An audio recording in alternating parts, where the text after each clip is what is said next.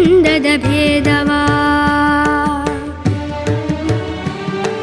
ಮೃಡನೀ ಪ್ರಾಣ ಪ್ರಕೃತಿಯೊಳಗೆ ಅಡಗಿದ ಭೇದವಾ ಮೃಡನೀ ಪ್ರಾಣ ಪ್ರಕೃತಿಯೊಳಗೆ ಅಡಗಿದ ಭೇದವಾ ಲೋಕದ ಜಡರಿದ್ದ ಬಲ್ಲರೆ ರಾಮನಾಥ ಲೋಕದ ಜಡರಿದ್ದ ಬಲ್ಲರೆ ರಾಮನಾಥ ರಾಮನಾಥ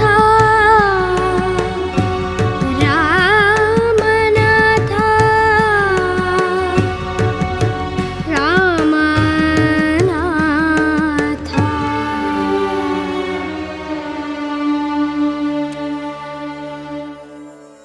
ಶರೀರದೊಳಗೆ ಅಗ್ನಿ ಇದೆ, ಅದು ಶರೀರವ ಸುಡುವುದಿಲ್ಲ.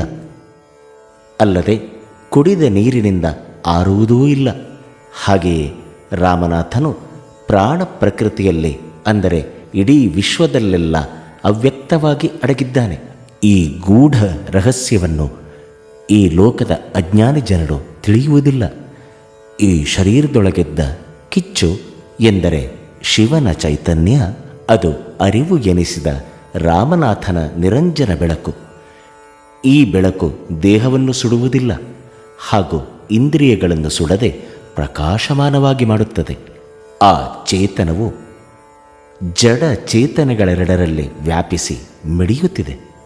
ಅಂತಹ ಕಿಚ್ಚು ರಾಮನಾಥನ ಕಿಡಿಯಾಗಿದೆ. ಅದುವೇ ಜೀವ.